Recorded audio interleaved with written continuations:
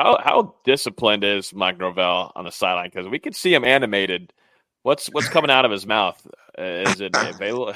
Are we gonna get? So he gets on us pretty hard through the week and practice, but like in the game setting, he tries not to ever like scream at us, yell at us, or anything like, because he tries to keep us here. Like he never wants to bring us down or anything like that. So I mean, he's definitely calm until the ref make like a bad call or something like that. And you kind of see him like, you kind of see what we see through the week. Like he start booting up.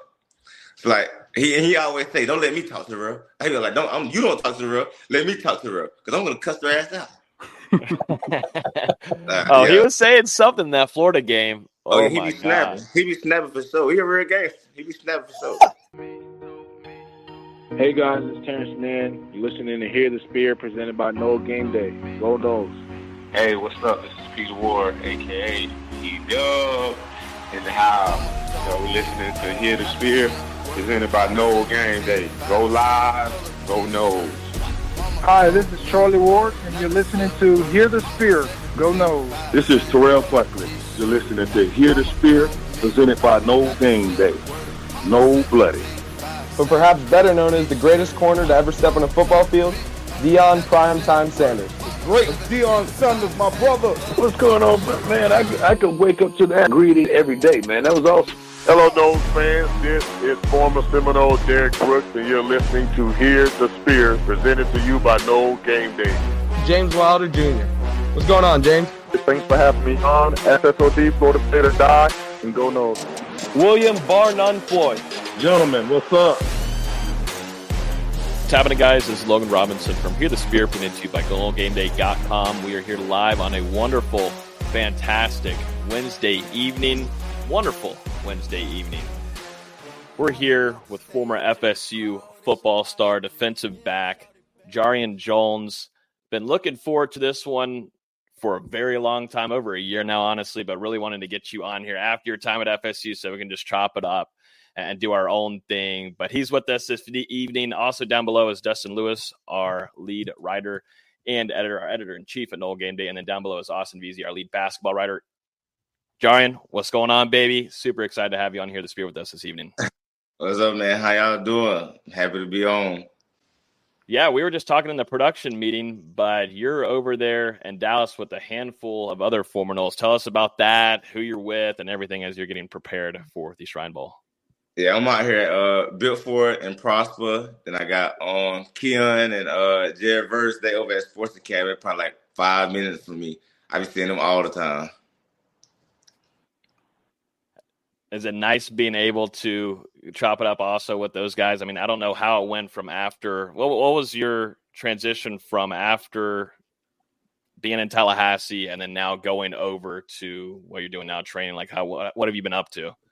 Now, I could definitely say, okay, so in Dallas, it's been kind of like cold, like super cold, like here. Like, it was like 9 degrees. You know, I've been in Florida like the last 4 years, so like snow, like that was never like a thing. So like I've been down here and I seen snow and it was just like, man, like, all right, okay. So like every day I wake up, I work out at like 7 o'clock in the morning. And it's always like either 7 degrees. One day it was 4 degrees. One time it was -3 degrees. So like every day you wait, you come to your car, you never know what you're gonna see. But it's been fun though. I mean, we train indoors, so like the whole process has been fun. I'm learning a lot about my body, how to take care of it better. You know, just being out here with Keon and Jared Verse was like, I'm kind of out here with like my brother still. So, I mean, it's been a fun process. Outside of the weather, how excited and how fun has it been to prepare for the Shrine Bowl? You're talking about, before we started, you're going to be reporting tomorrow, and how excited are you for that opportunity to practice and then get a chance to play in that game? Nah, I'm very excited for the opportunity to play in this game because we get to show everybody. You know, I'm not in it by myself. I'm in it with Renardo Green, Kalen Deloach, Fabian Lovett, Jay Trav. He's in it too, so it's kind of like I'm not in it by myself. So it's kind of like I'm just ready to show them that we went to Florida State. So I was like, like the standard of Florida State is different. So is Verse still talking trash? Because I saw today he posted on Twitter of him. He supposedly did one-on-one with Keon. I think he talks more now than he did when we were in season. There's no way. I'm not too shocked by that, but how much are you looking forward to getting to the combine? We were talking in the production meeting, and you said you're feeling good, body's feeling good, but you still got a lot of prep ahead. But whenever you're looking forward to the going to your pro day, then also to, and you can talk about it too here. I don't know if it's been shared anywhere, but about the combine as well. How you feeling about that prep? I'm very excited. You know, it's one of those things that you dreamed about, like when you were younger. Like just, you know, the old man used to have the combine on there. You get to do all the drills at the combine and stuff like that. So like actually being in it and not being that kid, like watching it on TV, like it's kind of a shock. And I wouldn't say a shock, but it's kind of like, dang, like I'm living what I always wanted to do. So, I mean, it's a blessing for sure. And then I'm in it with some of the players from Florida State, some of my brothers. So it's kind of like, it's kind of just what I'm trained for. It's kind of what I'm built for. So, I mean, it's just fun, though. You're in training, and also the guys still back in Tallahassee are training. The tour of duty started last Friday. Yeah. So I figure now's the best time to ask you. You know, you were in it for a couple of years. What was that experience like, and how tough is it really being out there in those workouts? And are you missing it? No, I definitely don't miss it at all. But tour of duty is dead serious. Like, but everything that you see during the season from us, like as a team, the resiliency, the dog mentality, the finish mentality, that's where all of that came from. It's deeply rooted in that. Like tour of duty, as crazy as it seems and as crazy that it is doing it, like it's definitely needed. Like I definitely see it definitely molded the identity of our team. So like I feel for them boys going through it, because when you first walk in, you see the ambulance sitting at the end of the facility. You like, man, what am I walking into? Like, you know it. And it's like, man, like you never know what's gonna happen in there. And then I heard this year they changed some of the drills though, so it's probably even worse than when I was doing it. And so, man, and then the standard of what the season was just now, I know Norvell came like on some crazier stuff. What is being with Storms like? Because not only are you going through tour of duty, but you've got your strength and conditioning stuff going on in the weight room. But what is Coach Storms like? I think a lot of fans are always interested in hearing what he is behind the scenes. Exactly what you see on Instagram with him, like lifting all the crazy weights and that's him. Like that is him to the T every day. When he wake up in the morning, he eat, sleep, breathe, weights. But there's not a thing in the world he won't do for you. Like he's intense. That's definitely what he is every day. But like I look at him as almost like that role model of a person that you strive to be like. Like he does everything right. Like he can get you through your day. Like if you can call Coach Storms about anything, and he's gonna give you the right information. He's gonna give you the right advice. I ain't gonna lie. I don't have like Coach Storms is like your model citizen of what it's to be. He's just insane, but like he's your model citizen. To kind of add to that, what's it like picking up that sledgehammer and getting a chance to swing it down and break those rocks after some of those games? It's way heavier than it looks.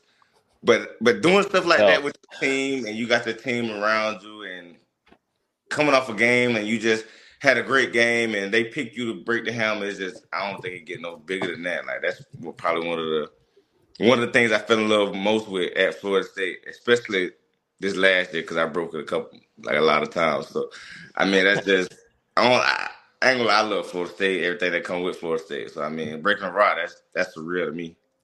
Yeah, because I want to talk about that.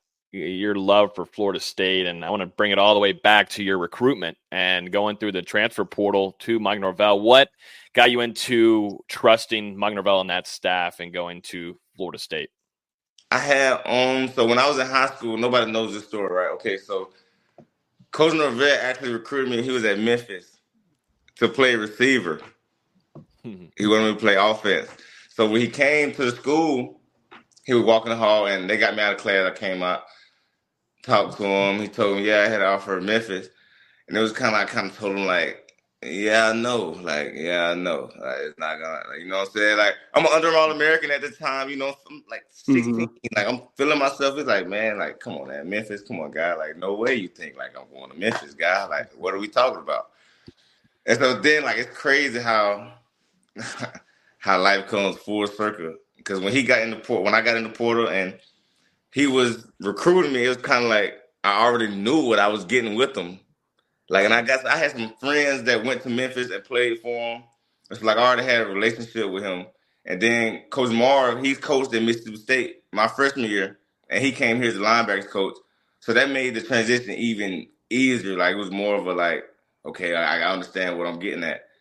So like when I committed to Ole Miss out of the portal, I was going because Terrell Buckley, he was my DB coach my freshman year at Mississippi State. Mm-hmm. Things went on. They wouldn't, what I'm saying, I couldn't get to Ole Miss. That just wouldn't happen. They weren't letting that go on. And so Florida State just felt like the easiest and the best transition. And I knew Coach Norvell, how he was at Memphis and how he had that program. And I knew with Florida State, and as big as Florida State was, the brand of Florida State, the traditions and everything, I knew what he would be able to come in and do. I didn't know how long it would take. I definitely didn't know that. I didn't know it would end up being my year 4 being with him. But he turned it around, and I feel like it was the best decision I ever made in my life. It changed the trajectory of my life. So, I'm forever indebted to Florida State. Like, I'm living and dying by Florida State. I was just about to bring up T-Buck. Obviously spent 1 year with him at Mississippi State. One of the best to ever do it at Florida State. What was he like as a coach? Man, I almost look at him as like a father figure. Like, he used to, okay, I'll put it like this. And this is him. Like a day before the game, you want to know what we watch before we get ready to leave? He pulls up his highlights. It's probably like 13 minutes long. We watched it like 4 times. He just sit there and played his highlights. He was like, if you play like this, you're going to make a lot of money. And that's it. That's boom. That's it. But he had a rule that you're not getting in the game if you don't have no lotion on. Like, you're ashy, he's not putting you in the game. If you don't have a haircut, you're not getting in the game. If you get bombed, he's going to tell you, keep on running all the way out the stadium, all the way to the locker room, and just take your pads off because you're no longer playing today. But, like, that was just him. Like, that was just, like, his playful personality. But he was dead serious, though. He wasn't playing, but he was dead serious. But that's just him. Like, he really kept me in football for real because a lot of things were going on when I was at Mississippi State. And I was at a point where I was just like, man, I really don't want to do this. It's like he kind of kept me in. I still talk to him every day to this day. Like, he's almost like, he's really like a father figure to me. So, yeah, that's what T-Buck is. When you made that decision to transfer to FSU, you and Fabian Lovett obviously came in together. Was that something that you guys planned, or did it just kind of work out that way? Now, we planned to go to Ole Miss together. That was the plan. That was the plan, to go to Ole Miss together. And then, like I said, stuff happened. So when we first got to Florida State, I remember like it was yesterday, Coach Norvell came. So I didn't know nothing about Coach Fuller. Adam Fuller, I didn't know nothing about him. I didn't know Coach Woodson like that. My last memory of Coach Woodson was when I was in high school. He wanted me to come take a visit to Auburn. I told him I was going to play 7-on-7. I guess that kind of rubbed him the wrong way. He was like, how you going to choose 7-on-7 over like – so that was my last memory of him. So when I got to Florida State, me and Fable was sitting in the room together.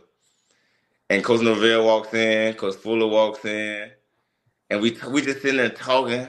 I could just remember like when they left out, because Coach Norvell was as intense as he is every day. Like my first reaction with him coming in, me and Fable just look at each other like, bro, what did we just do? Like, what are we doing? And so like nobody knows, but the first month that me and Fable were at Florida State, we didn't even leave the room. Like, we didn't leave the room. We didn't go to the workout. We didn't do nothing. Like, because in our mind, we were like, bro, what are we doing? Like, we have to find a way to get out of here. But eventually, we just like fell in love with everything that was going on and adapted. And it ended up becoming the best decision we ever made. You think that's something unique about Norvell? Like, it's going to take a lot of work. And, you've also got Coach Storms there. But, just after a while, you get used to, not even get used to it, you fall in love with the process that Norvell delivers for you guys. Yeah, man, I ain't gonna lie. I don't even think it's enough words I can say about Coach Norvell. I mean, he really pushed me to limits I never thought I'd be able to reach. Like, it was a time period in practice where every day he'll just walk up to me and say I was mediocre. And so, like, me and him had, like, this, we got, like, a crazy relationship. He's almost like my best friend. Like, we got, like, crazy relationship. So, like, when he would say that, he knew it would kind of, like, make me mad, like, take me to a point to where he knew, like, he's going to get everything out of me. But, like, I mean, I ain't gonna lie, Coach Norvell was probably, like, one of the best things that happened in my life. Like, he did everything for me. Like, he did a lot for me, a lot of stuff behind the scenes. Like, he had my back when nobody had my back. Like, he was always there. Like, and being 17, when you see that type of intensity from him, if you don't really love football, you're not gonna rock with it. But like in my mind, when I first seen him, I was like, bro, this man be tripping. But then as it goes on, you start to understand. You like, he's a genius.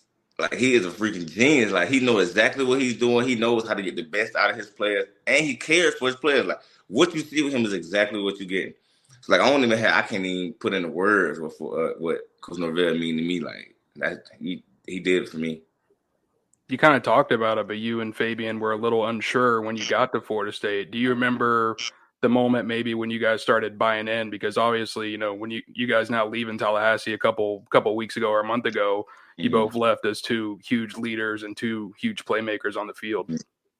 I could honestly say the buy-in maybe came like a year after I got there, a year and a half after I got there. Because I remember the first year, that COVID year, that was just a blur. Like, it was just so much going on, like so much behind the scenes going on that was so far out of our control that we couldn't do anything about. So, like, my first year at Florida State, I really don't even count that as you count it as a year, but it's kind of like, it's just like, hey, man, that was just, hey, man. I think that year was rough for everybody. Mm-hmm. Yeah. So, like, everyone I personally, see that 2021 year, I would say, after we after we lost to Jacksonville State, like, that crushed me. Like, that crushed me so bad. So, like, I kind of just seen myself, like, just, like, go in the room and just thing, and, like, that shit hurt me, though. Like, that shit hurt me, dog. I ain't gonna lie. So I just could see, like, from that moment on, I could kind of see, like, the transitions of stuff going on. You know, we saw people leave from Florida State, new people come in, and, like, you kind of see, like, that 1% everybody talks about. Like, I could kind of see it slowly but surely, like, changing. And then we come back to that 2022 year. I think that's the season we start off 4-0. We started off 4-0 like we were hot. Mm-hmm.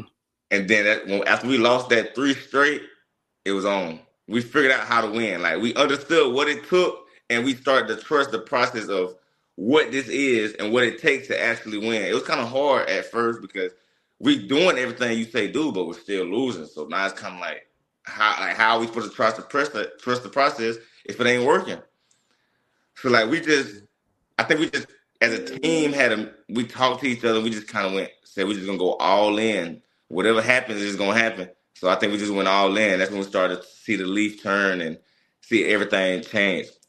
It's one story I remember. Me and Ronaldo Green, we sat at the gas station right up the street from Champs. I pulled up to put some gas in my car. He was already there putting some gas in his car. We just sit there. We sat at the gas station and talked for 3 hours about just like, bro, we got to do something. We got to turn this around. Like, it was some talks to like, bro, should we leave? Like, what do we need to do? Like, we don't even know what it is. And I think that day was like big for us. I think that kind of changed a lot for us.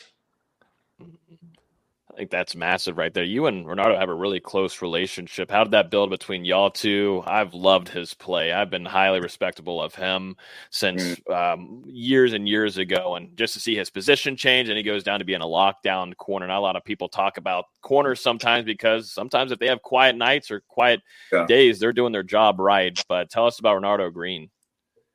I'm a best friend. Like, that's like 7 and 8. That's my road dog. Like, you know what I'm saying? I call that dude. I'm like, but let's go do this. He like, come on.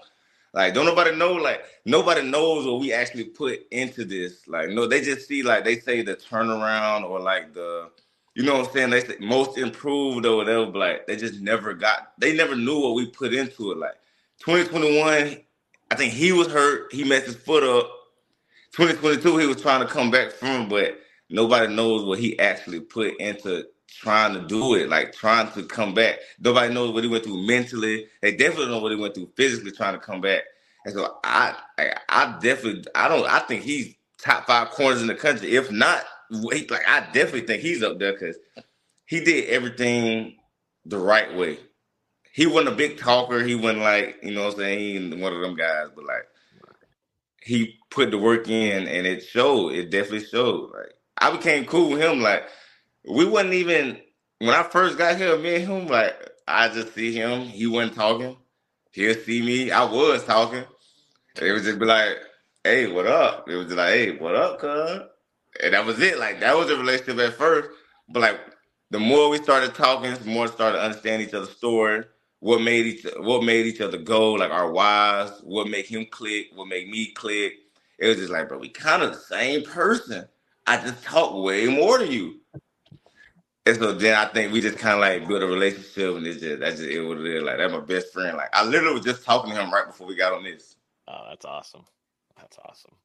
I wanted to ask, before your final season, Florida State obviously made a change in the defensive backfield, decided to bring on Coach Pat Surtain. What was it like playing for him this past year? And, maybe how was it different from playing under Coach Woodson previously?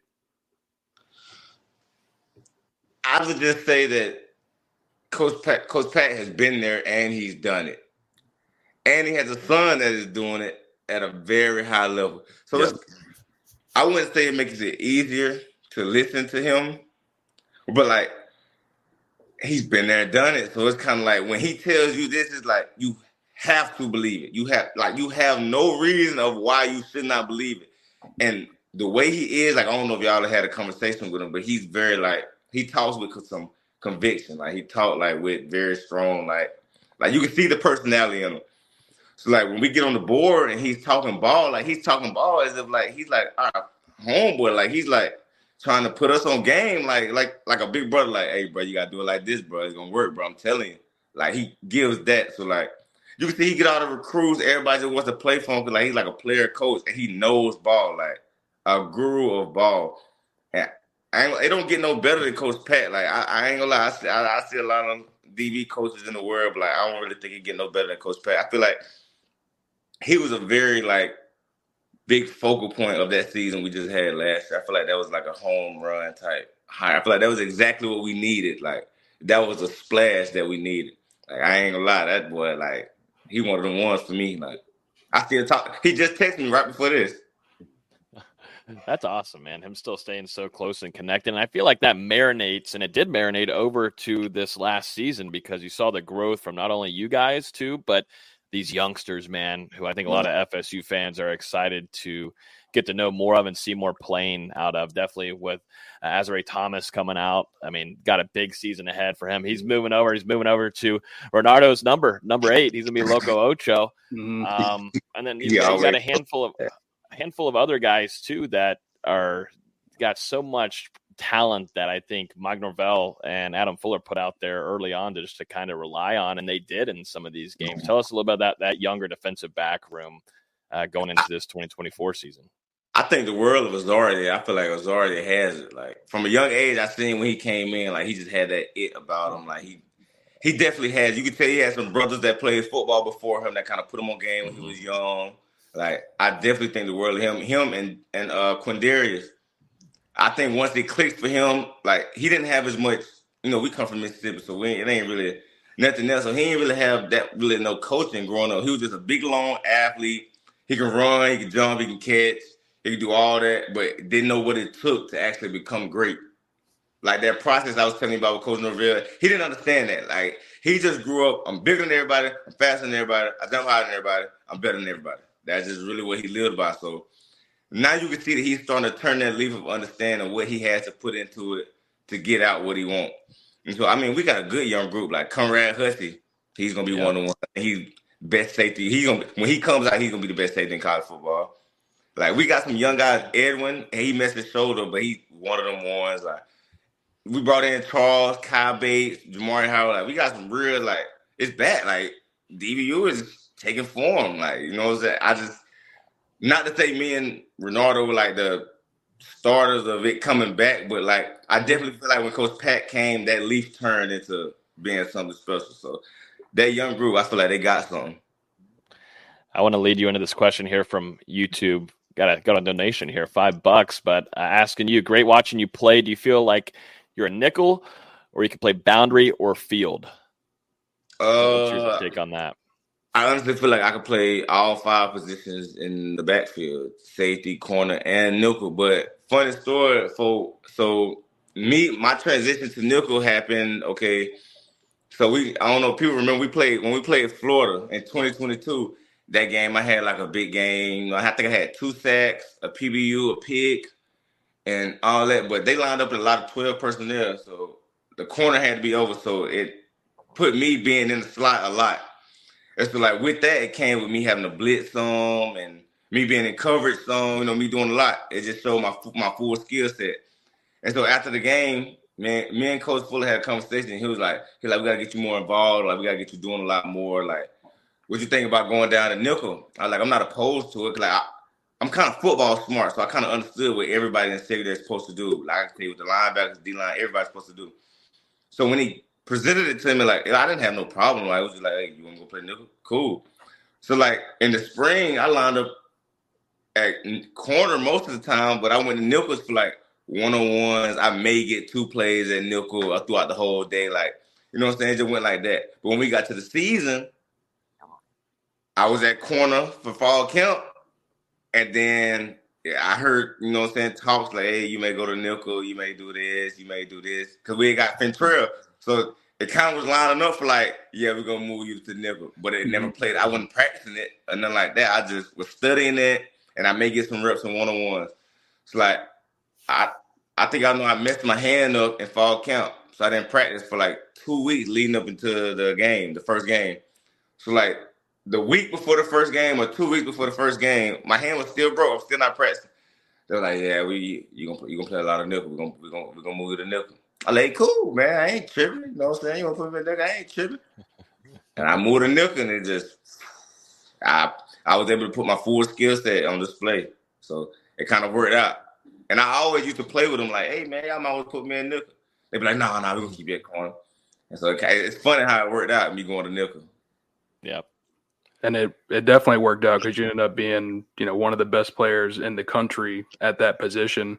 How big was it for you each week to be able to practice against some other guys that are going to be going to the NFL and Johnny Wilson and Keon Coleman? I feel like it prepared me for everything I could even see in the game. Because I knew whatever I was getting in a game, like I've seen way better in practice. Not saying that anybody I seen was sorry, but it was like, come on, man, I'm going to Keon and Johnny every day.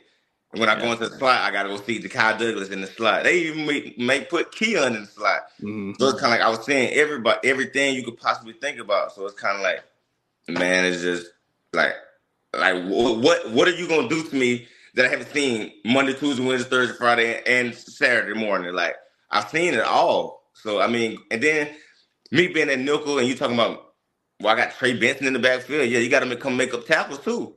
So it's kind of like, what am I not seeing? I got a quarterback that can throw. Aaron Roy was up for the Heisman. So it's kind of like practice was the game. Like exactly how Norvell used to make it seem like how you practice is how you're going to play. Well, I had NFL practices every day. So what do you think I'm going to do in the game? Like, it's just going to translate even better. We went into games. I was confident in everything I was doing.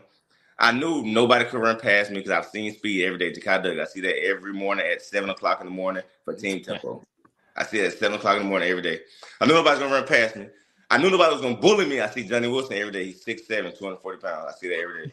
I knew nobody was going to run a better route than people. I saw Keon every day. Route runner. I see that every day. Or you want somebody to jump up, catch balls over your head. I see Troy every day.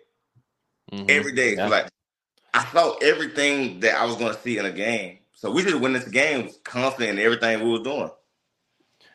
I want to jump into this season, of course, and it was a lot that y'all had to deal with. It was ups, a whole lot of ups, crazy ups, and then downs. And I just kind of want to jump over to just y'all as a defense as a whole. You lose Jordan Travis and dramatic and awful kind of scenario there against North Alabama, a game where, you're expecting to win and, you get your starters out early and you're trying to stay healthy as you get ready for your rivalry game against UF and you might go to the ACC championship.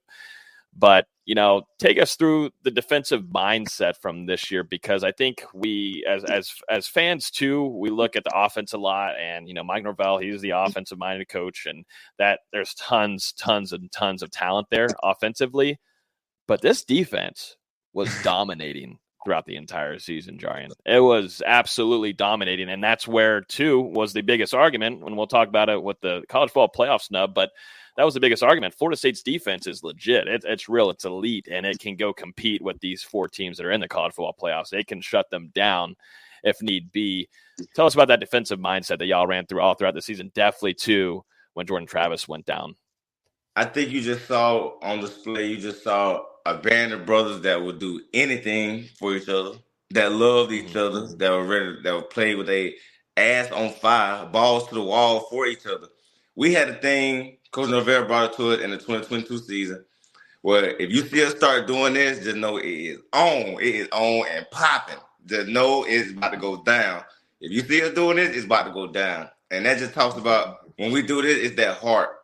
Like just playing with that heart and just knowing that I'll do anything in this game for you. I'm willing to die here for you. Right now, today, it's going down about you. And that's what we would say in those huddles. Y'all would see us get in those huddles. You would just see each other going around, punch each other on the chest, like, come on, it's that time. When Jay Trav went down, I think you kind of just saw that times 2, like times 10, actually. You saw it just like on a larger scale because we knew we know our offense is good. We had complete faith in Tate. We had complete faith in Brock. We knew that they could get it done. But our mindset was, okay, Jay Trav's hurt. If they don't score, they don't win. Regardless how much we score, whatever. If we score, that's just a plus. But if they don't score, they don't win. And that was our mindset. If they don't get in the end zone, we're going to win. Hey, simple. Like, that's so easy. That's the easiest math possible. So I think that's kind of what we played by. Like, you just saw everyone on that defense, we loved each other. Like, complete love, like a real love, like a real brotherhood. Like, that's what one thing I can say. Like, we had a real brotherhood. Like, it ain't nothing in the world I wouldn't have did for them. And I know they would have did the same for me. I think you really saw that too whenever y'all are up in Charlotte. Like, that was wild to watch, man. Like, I understand a lot of, college football fans, they want to watch offense. They want to see some big plays being made offensively. But if you love watching defense, that was just a great game to watch. Yeah. That was really fun. For you, Jarrian, I mean, so many incredible games this past season, so many times that you guys, it looked like maybe you were down for the count, but then you came back, responded from the adversity, and pulled out the win.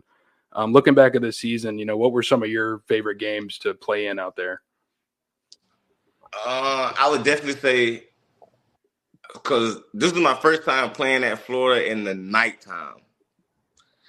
Now, being down there, I always knew we were going to win. That was never a thought. Like, I knew we were going to win. But just being down there and seeing what everybody talks about, like, with the swamp. And, we were down at the beginning of the game. Mm-hmm. And just seeing, like, the crowd and everything going on. And me looking to my brother on the sideline. And he completely unfazed by anything going on. And I'm looking at this like, this is my first time playing at Florida. I'm like, man, this is crazy. And, like, my partners over here, they like ain't nothing going on. I look, they're like, ain't nothing going on. I look at Coach Norvell, he just like, I'm like, oh, yo, it's like, come on, man. This is what it is then. So, like, that was definitely a moment for me. Like, I think about that all the time. Like, that was definitely a moment. And then playing LSU, the first game, that was like a moment for me. Like, I was coming back from an injury and just seeing Keon do what he was doing that game. I saw Jay Trav doing what he was doing. I saw Lil Rod run a dude over. Like, that was like a moment where it was just like boom, boom, boom, boom, boom, boom, boom. Like, you saw everybody just clicking. Like, those are moments I love, like, just seeing everybody clicking. Like, the young guys clicking.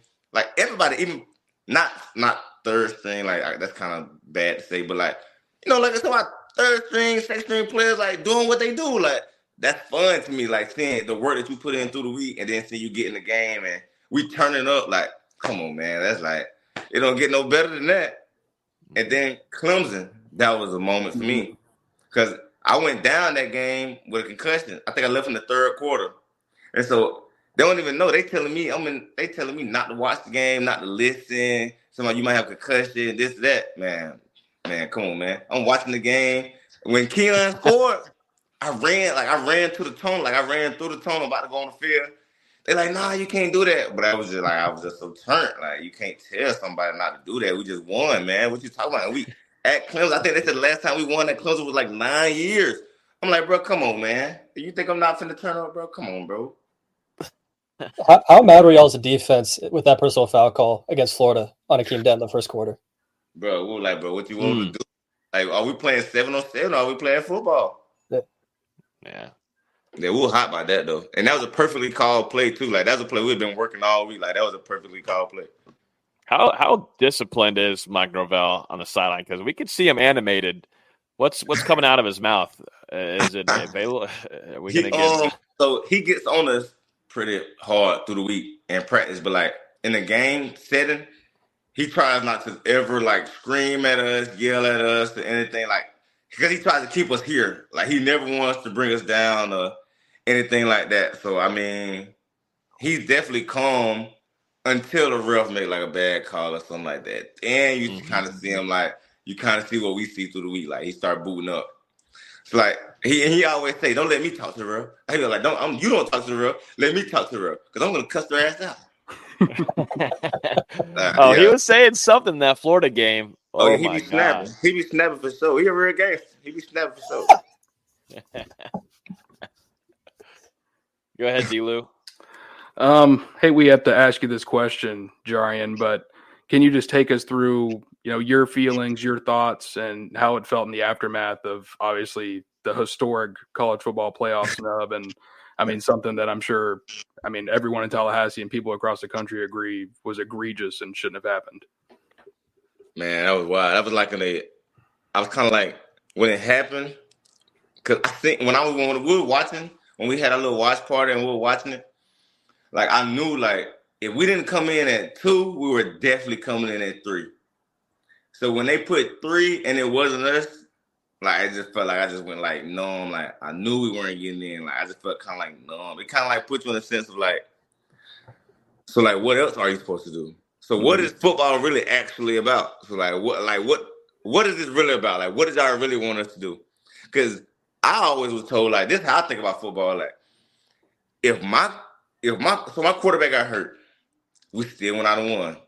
Okay, so what you're saying is if we would have like what we were supposed to do, like if our quarterback getting hurt, like that really didn't mean like it means a lot because that's Jay Trav. But like, come on, bro, like we won, bro. Like what you like? When do you get penalized for winning? Like I thought that was the name of the game was you win, you're in. Like I always thought that was, you know what I'm saying, the name of the game. And for us to go beat Louisville, the number 13 team in the country, like and beat them, and they didn't score 1 touchdown. I think that should have been the exclamation point of yes, they're in. And so when they didn't do that, I could just kind of feel the energy of the team just kind of like wash down the drain, almost like letting the water out the tub, like it just kind of got bad.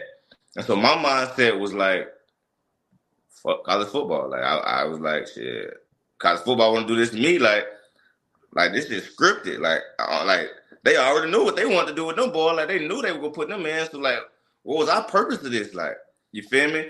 So I ain't gonna lie.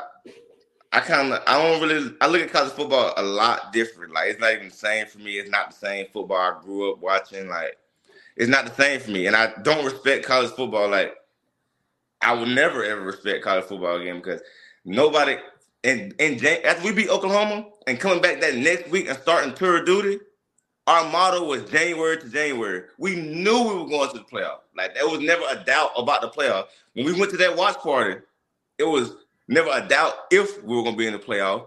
It was who are we playing? That's what we were trying to see, who we were playing. And to not put us in, like, I kind of just felt like that was the end of the road for me. Like, that was the end of, like, my college journey. Like, this is what this is. Like, okay, I'm on to the next step. Like, that was just, they did what they did. So it's kind of like, man, I ain't got nothing left to give, to be honest.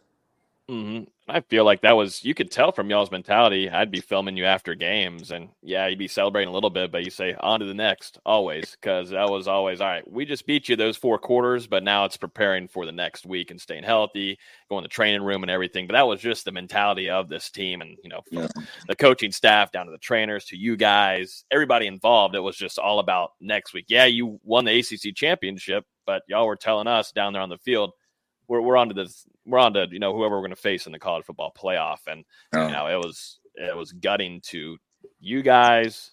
Y'all, we know how much work y'all put in. And it's not easy. It is not easy, and I want nothing to do with it. It's easy for us just to sit there and take a couple pictures of y'all walking in and getting shots of you guys, but it's absolute hell what y'all have to go through, not just through tour duty, off-season workouts, but then going through practices. It's what, one break during a practice for like 5 minutes? You better hope you get that break, because when he blow the whistle and he say walk over to the snacks and the break, he start the break when he blow the whistle. So like all that time you take to get to the water and drink it and all that, the clock is still rolling. You feel me? So like he don't really play no games with that. Like break, like boy, all right, 25 periods every day, boy. You better get it, boy. And he's letting you know 3 minutes to go, 2 minutes. Y'all better start jogging. I mean, 30 seconds. You got a quick break. The next drill. If you're not at the drill at the 30 seconds, up downs, get him chopping. I'm telling you, he ain't playing. That man not playing. For real. On at least on a like more happy stuff here. I got a question for you. We ask this to every guest that comes on, but what's your favorite food spot in Tallahassee? You've been there for quite a few years now, so I know if you got one or you've got a top three, you got a handful, lay them out, but I know you've got to have a few of them now. It's called G&G's. It's like a Caribbean spot. Okay. My favorite thing to get there is the oxtails. Like I'm a die about some oxtails. Like I'm living and dying about them oxtails for real. Like I love oxtails. I eat oxtails a lot. If I ain't eat that, it was Marco's Pizza. Marco's Pizza was up there for me. I ate Marco's Pizza a lot. Then next, Raising Cane's. I ate Raising Cane's a lot. Mm-hmm. And then other than those three, it was more like Wendy's, McDonald's, the food they gave us at the facility, like stuff like that. But if I ate on my own and I wanted, like, if I told myself I'm going to eat good tonight, I'm going to G&G's. Hell yeah. That sounds good. That does sound good. You kind of talked about your experience playing at Florida earlier in the show.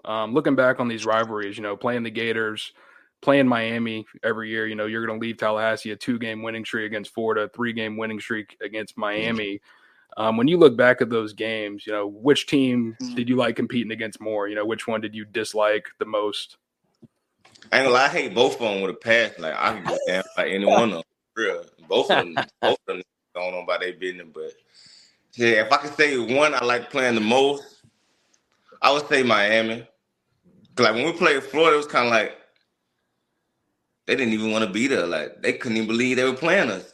But like when we played Miami, it was kind of like they came out there talking crazy, doing all that. Them the games I like to play. Like when they got there talking crazy, like doing all the extra stuff after the play. Them the fun games I like to play in. Cause then it's like this is a rivalry game.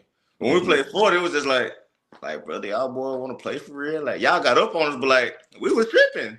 Y'all supposed to just blew us out when we was tripping. But the fact y'all let us come, I know y'all don't want to play, man. Y'all don't really want to play. Like before the game, when they walked on the field in the rain, we standing there in the rain with everybody their headphones on, watching them walk on the field, and I could just see it in their eyes, like, but these boys do not want to be here. So I guess it kind of showed. Like y'all was up on us like 12, 13.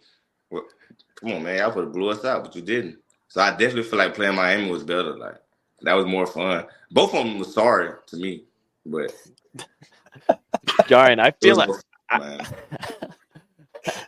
feel like I'm always watching you on the field, and I'm having to see multiple teammates of yours have to pull you back. And you've already said on here, yeah, you are the talker. Is there anybody else that was a bigger talker than you on the field? Other than Verse? Listen, I'm gonna tell you something. You gotta watch. Y'all may not know it, but Renato Duda, he be tripping out there. But he be tripping. He be tripping bad out there. Like he be talking so crazy. Like he'll say some stuff. You'll be like, whoa, like, boy, your mind is so far gone. Like when he go out there, he really just see like, how people say that I just see red. Like that's him literally. Like see red. Like see ball, get ball, kill ball. Like. He got this thing, he say, like, catch a hat. And so he be out there on some, like, I'm finna catch me a hat today. Like, he be tripping. I'm telling you, he be tripping, bro. That dude, melts. For sure. Go ahead, Dustin. It was a long career for you in Tallahassee. Some ups, some downs since you arrived in 2020. When you look back on your career at Florida State, what are some memories that you're really going to cherish, either on or off the field?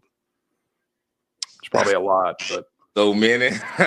It's so many, but I ain't gonna lie, winning the ACC championship, I feel like that was a moment that just set everything in stone. It kind of stamped the whole 4 years of me being there, everything that happened, transpired, and I went through being at Florida State. Like, I got this, the picture is my background save on my phone. Norvell holding the trophy up, and I'm just standing beside him. Got Fable standing beside him. Renardo, his daughter, like Jay Trav was up there, like all the guys that I've been doing it with these whole 4 years. So that was like a surreal moment for me. It was kind of like, man, like we did it. Like we said we were gonna bring Florida State back, and we did it. Like it took 4 years, but like you don't know what the process is gonna be like and look like. So like it was kind of like, man, like we did it. So, like if I could point out one moment, that was just like the most surreal moment because it kind of brought everything back full circle for me. I've only got just like 2 more left, and appreciate you staying on here a little bit longer. But this has been a phenomenal interview, and the chat is loving every bit of it. And if anybody has any questions, real quick, just jump them in here. But for you, what do you see in this FSU team moving forward? Because it seems like Mike Norvell's might be a little pissed off after that college football playoff snub, and he's going out and grabbing everybody. Got a lot of Bama boys coming in. We were talking about Earl Little.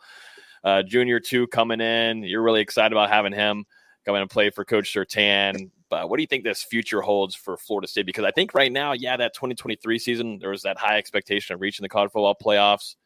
But, now maybe 2024 isn't that expectation, but maybe are people sleeping on that? Should Florida State, it's a 12-team playoff too, worth mentioning next year. The wrong Norvell that you want to see is the pissed off Norvell. So now I think people are starting to see he's hitting the recruiting hard. He's bringing in guys that are ready to play right now. I know people see the 2023 season we just had and it's like there's got to be a drop off. But no, all we did was set the standard for what's coming, what's supposed to be coming next. So there is no this is Florida State. There is no drop off. There is no we don't even believe in that. We just believe in work, and then work works. So we believe if we put the work in, we're going to get the results. We put ourselves in the best position to win. And so him going out and bringing in the players, I think Florida State, I feel like the standard is the standard. And so I feel like the expectation is what the expectation was. And what the expectation was to be our best. And so I feel like they're going to go out and be their best.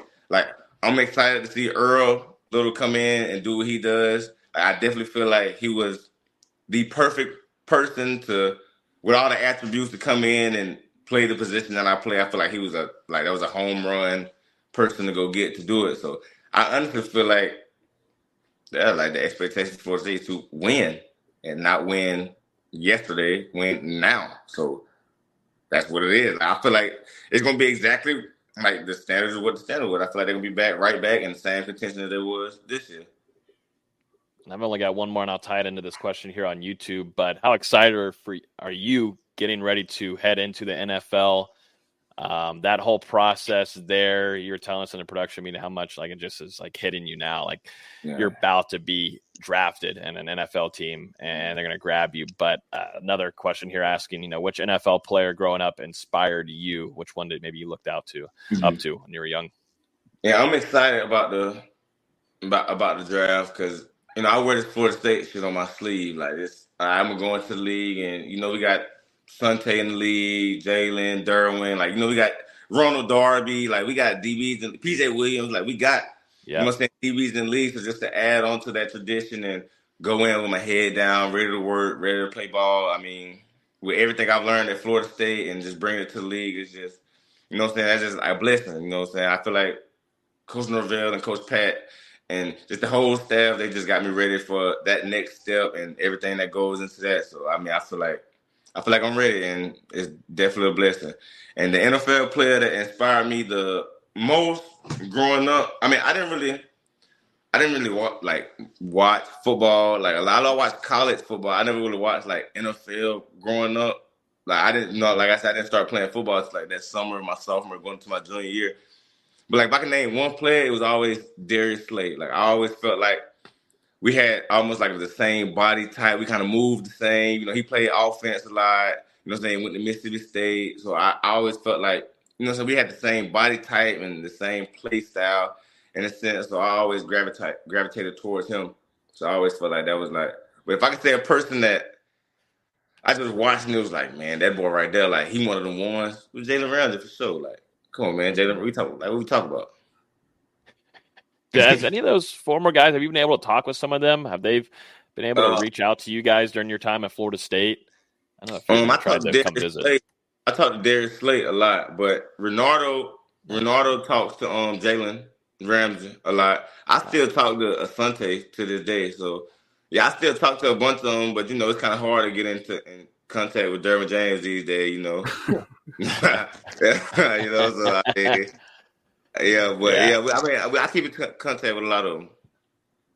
Yeah, that's awesome. That's great to see. And like you said, kind of Florida State is DBU, but now y'all are just re-energizing that whole thing. And I think this class and then the upcoming class, man, Coach Surtain, as long as Norvell can keep them, Alfred's got a lot of work to do. He's gonna have to get that budget up, but the future is bright in that defensive back room. But we don't want to keep you on here any longer. We've gone over an extra 15 minutes with you, but deeply appreciate you. As you can tell, man, we haven't had so many comments in here loving the interview in a while. So I appreciate you, Jarrian, hopping on here and giving us some really good insight on the behind the scenes to this team, your growth as a player and as a person, Coach Norvell, everything, man. It was a phenomenal interview.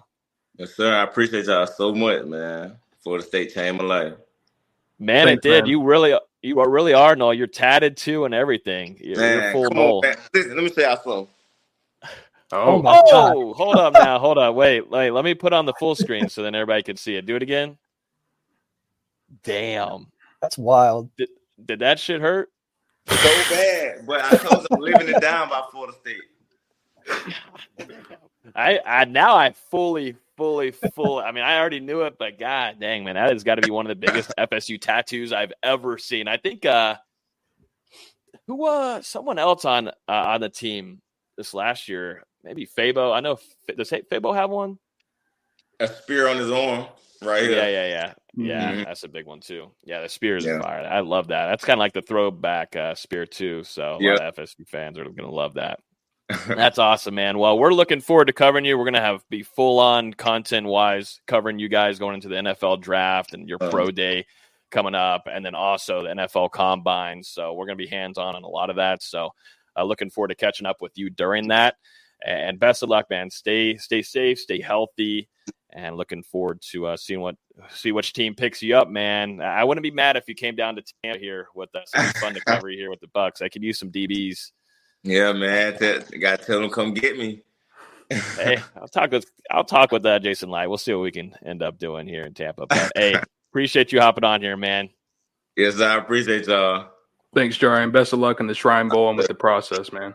Yes, sir. Appreciate y'all. Well, that is Jarrian Jones, and it's like one of those that you just know it's going to be a good interview, and we kind of knew that whenever we were talking in our group chat earlier this week, just knowing when you land one of those guys like that, and he's a guy that brings up some great insight and a good trash talker, everything imaginable. He's just great for a podcast listen, but honestly, the insight that he gave us was really good, and I'm glad the listeners got to come on here and listen to all that. That was awesome. That was exactly what we were hoping to hear from Jarrian, giving us that inside look at his career and, into the brotherhood that Florida State has really built over these last couple of years. And Jarrian, a guy who was there from the very beginning. So I don't think anyone better to tell that story. I was not prepared for that spearhead tattoo. That was crazy. No. That had to cost more than that the gear haul he was talking about going to pick and everything. That man. It's quite a tattoo. Oh, man.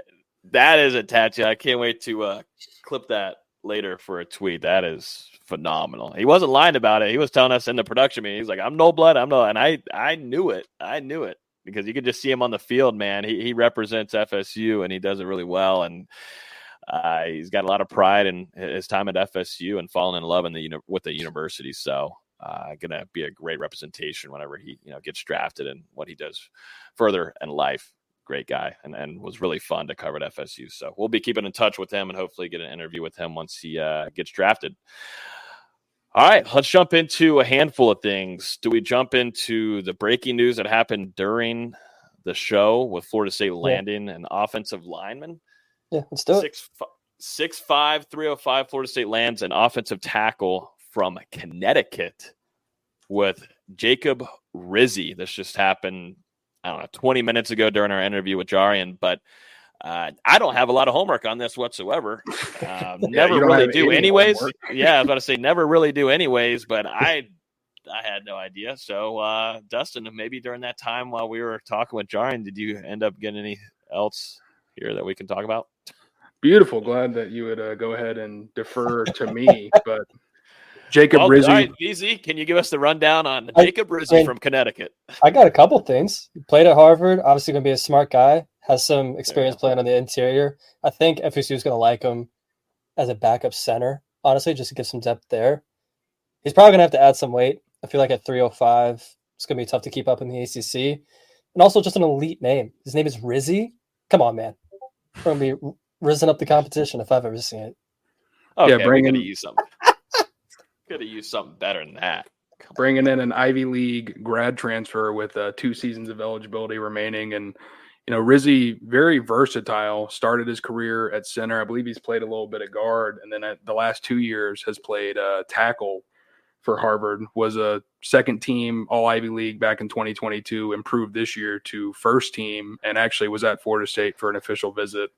I think it was last weekend. I want to say Friday to Saturday, some type of visit like that. So Florida State was recently able to host him in person, get a chance to verify his measurements and everything, have him meet with the staff. And clearly everything went well for him to commit just a couple of days out of his trip to Tallahassee. And, now Florida State picking up a third transfer offensive lineman in this Tribe 24 class, which, man, is quickly growing in numbers. I think we're up to, I want to say 37 or 38 total incoming additions now between the high school signees and now all the guys that just continue to commit out of the transfer portal. So Florida State really doing a really big roster overhaul right here entering spring. Yeah, might as well just get them all. Get them all. We know Coach Atkins, he likes building an army at the front line. So why not? But that's a big size human being. So I always just think about too what Coach Storms can do with some of these cats that I don't think have the just the kind of utilization that some of the big Power 5 teams can use at their disposal. And coming down to Florida State, you can just only imagine what they can do with some of these guys. So, yeah, interested to see what ends up going there and how he integrates into Florida State's offensive line with Coach Atkins. Let's jump in. Yeah, it should be. It's always fun. Definitely whenever, Dustin, you go up there and you watch spring practice and you get a chance to at tour duty when you get a little sneak peek at that, seeing some of these newcomers there, and you really get to see the size of them. But once the pads come on too, these guys look ginormous. But we know what Coach Atkins likes, and he likes some experience back there. Let's jump into the schedule release because that definitely needs to be covered before it's too late. But Florida State's 2024 schedule has been officially released. As we know, there was a few games that we already knew of ahead of time, but I'm going to go ahead and bring it up here for everyone to see on the stream. For audio listeners, we'll run through all of them so you can listen. Why are you looking at the 2023 schedule? That's a 2023 one. Hold up now. Goofy. That's a 2023. Yeah, I don't see Florida State and Dublin, Ireland. But Florida State's going to start off the season at Dublin, Ireland. Who's ready to go have some beers in Ireland? Who's ready to go see Florida State versus Georgia Tech? I would say if Florida State was facing a better opponent here, it'd be more intriguing to go. I don't think Ireland's one of my biggest European places that I do want to go and visit. Is it y'all's? Am I ruining y'all's dreams? I don't own a passport, so I don't think at this point I'm able to make it. You don't have a passport. The game. We got some time. We can get you one. I'm not overlooking this one. Georgia Tech, maybe a slouch in years past, but Brent Key doing some real things there in Atlanta, and I don't think this is a game that Florida State can afford to overlook. Need to come out strong and not only win the season opener, but also the conference opener. I agree. I Ireland is on my bucket list. Let me just say that. I don't want to diss Ireland here on the podcast. I do want to go there one day. But I do agree. I think if it's a better opponent, it'd make it a little bit more marquee. Like, I'd love for this to be the Notre Dame game. I think that would have been awesome. That would fire. That's what I would imagine it would have been. But either way, I think Dame it's a good first step, or a good first start. And like Dustin was saying, Georgia Tech's not a team to sleep on. They definitely surprised the people under Brent Key this year. All right, we got it up here now. I'm gonna try to get a bigger image on here so we can share it. But there we go. Look at that technology. Well, that's not getting bigger now. Technology. There we go. There we go. Beautiful. All right, so after that, Florida State's going to face Boston College. We kind of knew that earlier in the week, but they're going to be facing Boston College on a Monday night in Doak, Dustin. That's going to be exciting. That'll be really fun to go to. Should Monday be a good night game. football.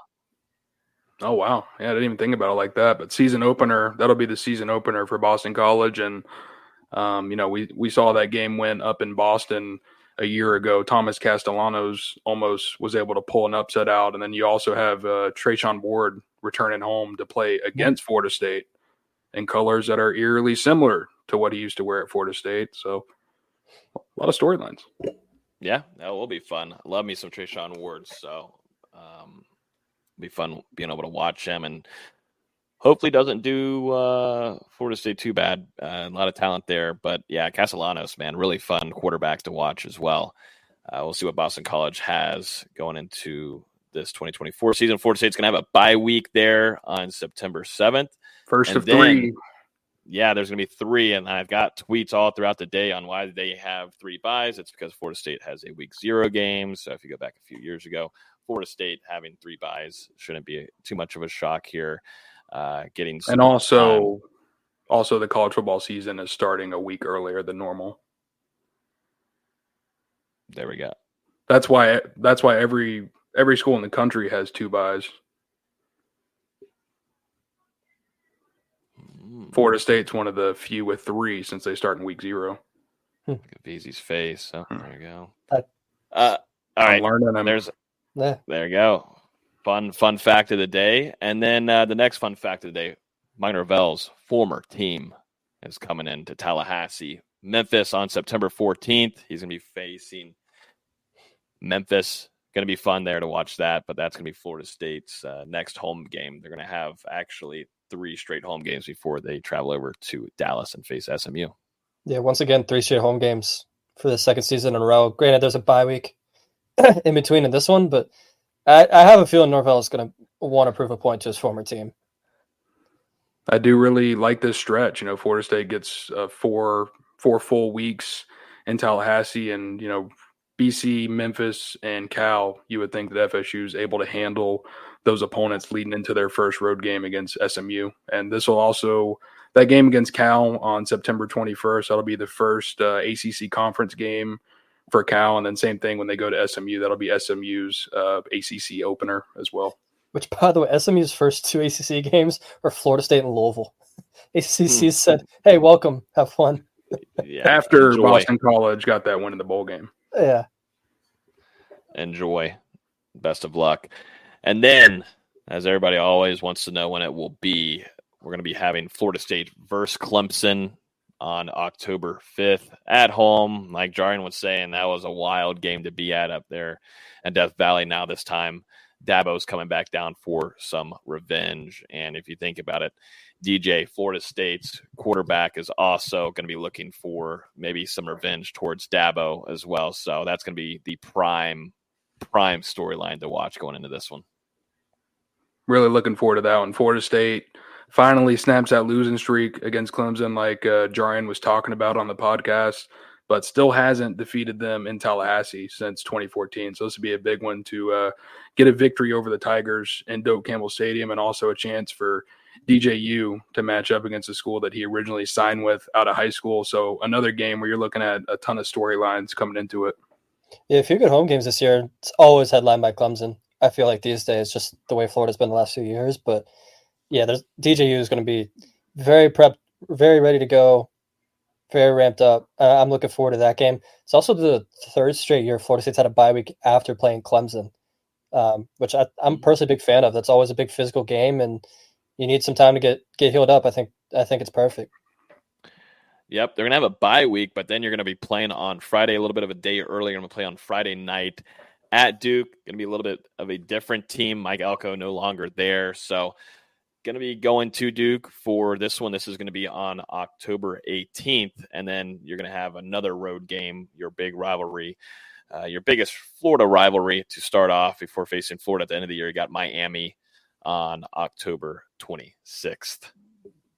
And I'm liking the way this is lining up when you look at it, because this is the only 2-game road trip the Florida State's going to have to take all year, and you get the benefit of starting it coming out of a bye week. So you're going to have some extra time to prepare for that Duke game. And we know how much Florida State focuses on preparing for Miami throughout the season. It's one of the 2 teams that Mike Norvell talks about during the first team meeting of the year. So, it's going to be fun to have those 2 opportunities on the road, and then you get a chance to come back. And I really like that November stretch as well. I know we're going to talk about it a little bit more, but to only have to travel away from Tallahassee one time in the final 5 weeks of the season, I think could be a big benefit for the Seminoles.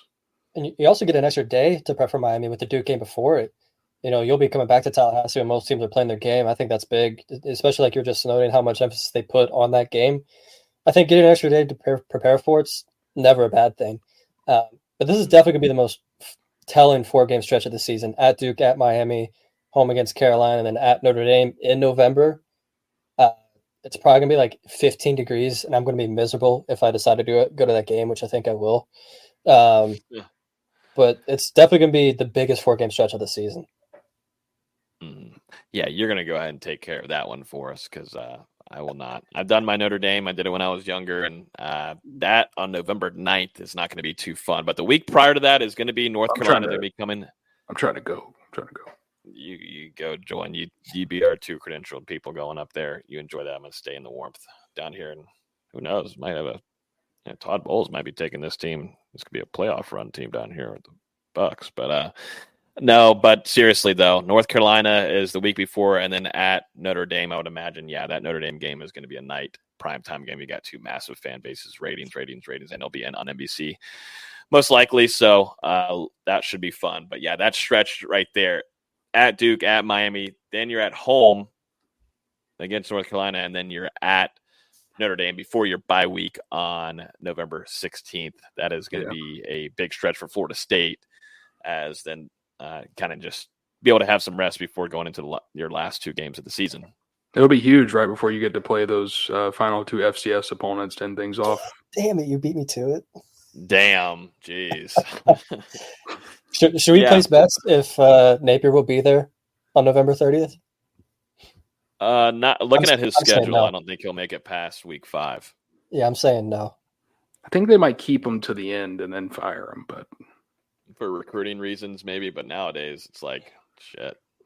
That just had 7-game stretch. That I know a lot of people are talking about the 5-game stretch in the season, but if you take it 2 games further, it's Kentucky, Tennessee, Georgia, LSU, Ole Miss, someone else in Florida State. It's just an insane stretch. There's just no way he survives it. I'm just ready to see the over/under on the win totals for him. Yeah, I mean, for Florida. I mean, how do you give them anything over? I mean, does the line start at 3.5 or 4.5? I was going to say 4.5 because last year was what, 6.5 or 5? No, it was 5.5 last year, and it was under. It might be 3.5. That's what I'm saying. It is a gauntlet of the schedule. You can't even make fun of Florida. I mean, it is a tough schedule. Yeah, the SEC did them 0 favors whatsoever. I actually liked what the ACC did with this schedule. I don't love going to Ireland and then coming back to play another ACC opponent, but at least they get an extra day and it's on or a couple extra days. It's on a Monday, and then I feel like playing in the state of North Carolina on a weekday is always going to have freaky things. But at least you're playing Duke, who just got absolutely gutted with Elko going to Texas A&M. So could be worse. Yeah, at Duke and then at Miami, a place where Florida State, I mean, the game was over at halftime the last time they went down there. So, I mean, the game was over after the first drive. Georgia game, yeah. I mean, we're not talking. You're about right. You're right, but we don't make sure you're giving some context. Though, what Georgia? Fans might be after game? Yeah, I don't know what game you're talking about. I don't even know when's the last time FSU played Georgia in football. I just remember the basketball game. I try not to. I'll be more happy going down to that Miami game. That'll be a lot better of a drive. But we still had a good time down there as us staying in the Airbnb together. We still had some fun. We had a good time. Yeah. We did have a good time. Well, at least when I wasn't sick, which was most of the week. Yeah, that was right. Yeah. And before I suffered a hematoma. Hematoma? On my hip. Oh, yeah. Falling in the shower in the Airbnb. I don't know why we didn't even talk about that, but did we not? Much going on. I figured out, why Life Alert is such an important thing, and I've actually ordered one. So this man fell in the shower. I was trying to take a nap because it was a 8 a.m. press conference, 9 a.m. press conference every morning, yeah. And I was still getting sick, so I come back trying to fall asleep. I hear this thud in the shower, thinking he dropped his phone or dropped the shampoo bottle in there or something. Nope. No. Dustin has a tennis ball sized bruise on his leg by the time it comes out. I dropped my whole body. Did you really? Your whole body? My whole body. I was standing straight. I was standing, on one hip. Yeah, hey, Veazey, I mean. And then my head slammed. That's impressive for his hip to hold on with that much weight. Y'all make fun of me for the hip jokes. At least mine just happened naturally. He fell in the shower. It was a natural fall. No, it was not. No, it was not. Natural fall. There's nothing natural about falling in the shower. It's a natural. I slipped. I mean, well, at least you didn't slip a in your back. So something relax. Easy has had happened before. Never do that. Relax. Easy has had that happen before. So, oh my god, yeah. Once the offseason, once it gets really boring, we have nothing else to talk about. We'll just go back and look at clips. How about that? But anyways, for audio listeners, Florida State's going to finish off its season November the 23rd against Charleston Southern, and then at the very end, Florida at home, the Gators, which Jarrian said, sorry, both Miami and Florida, sorry. So I agree with them. I do agree with them, but I think Florida State should have quite the edge. Definitely, if we're not expecting maybe Billy Napier to hang around, the Seminoles should have a good shot there to end off the regular season with a W. Yeah, I think it's just so Yeah, no, it's not. It's not a bad setup. Like, this is like the first time that I've seen FSU Twitter not go bananas or freak out. Like, I saw last year it was kind of that way, some freak outs here and there. Then it settled in like, okay, Florida State can take care of this. It was going to be a hard stretch to start off the season, but this one's fairly in their favor. They're just going to have that one pretty decent stretch at Duke. I'm not so worried about that. It's a Friday night game. You're at Miami, but that's not an atmosphere that you're worried about. You got UNC at home. At Notre Dame is going to be a battle, and I think Florida State is such a different team than what we've seen in previous years. Go travel up there and play the Irish. So I think it leans really good in FSU's favor. I think just starting off with 2 ACC teams is big for them as well, because as we learned this last year, there was no divisions. Florida State can start off leading the ACC right off the bat, and I think that's something Mike Norvell and the staff likes. Just let it be on your own. You take care of business and you go get your wins, and And once again, they're done with conference play in early November. This time it's the first weekend of November by the 2nd. So, by early November, you're already going to know if you're going to be in Charlotte. I think that's a big benefit for the rest of the season. Kind of get one of the early goals checked off out of the way early. I also just love the way the bye week set up. You have 2 games, bye week. You get to figure out some of the kinks for those first couple games. Play 4 games that kind of ramps up, kind of gets a little bit more difficult each week. Ends in Clemson, bye week. Another 4 games, bye week, and then 2 games and hopefully an ACC championship game after that last bye week. I just think it's so well spaced out. This is the best made schedule they've had in a few years. That was what I was going to say. I think it lines up a lot better than maybe when we were looking back at 2022 or even last year's schedule. And like you said, the bye weeks come at a perfect time. The stretches aren't too difficult. I mean, you remember last year, Florida State had to deal with the early bye week, and then I think finished the season playing on 7 of the final 8 weeks leading up to that ACC championship. So, getting those bye weeks is going to be huge. And then, getting a chance to come out of the gate and play these conference teams, but really that middle stretch where you go to Clemson, Notre Dame, that's where we're going to really learn about this team, and I think them having some time to kind of ease into things with the game against Georgia Tech, which I said is going to be harder than expected, BC as well. But then you get to play against Memphis, California, and SMU, who, I'm not too high on. I think Memphis is probably the best out of those trio of teams. SMU's gotten a lot of talent in the transfer portal. I think they've done as good of a job as anybody that's not Florida State and Louisville at acquiring talent this offseason. I think it's going to be a sneaky game. I am planning on being there, though. You're planning on being there? Yeah. I'm trying to go. Dallas is a great city. We got like one less road game next season, so we got to get that budget right. Yeah, only four road games, and two of them, one of us lives 2 hours away from. With Logan pretty close to Miami, I'm pretty close to Duke, so just got to figure out the other two. It's gonna be fun. I'm looking forward to it. I'm looking at Notre Dame's here specifically. That's one that just really highlights for me, of course, a Clemson game, but Notre Dame's gonna have a bye week before they face Florida State. Their biggest game that they're going to be, I'm just looking now, this is how it is, and this is where we're at. Now I've got to look at, on FSU's schedule, which team is actually going to stay good and be ranked to where Florida State is going to make it. And, I mean, it doesn't matter anymore. The championship, you erase that.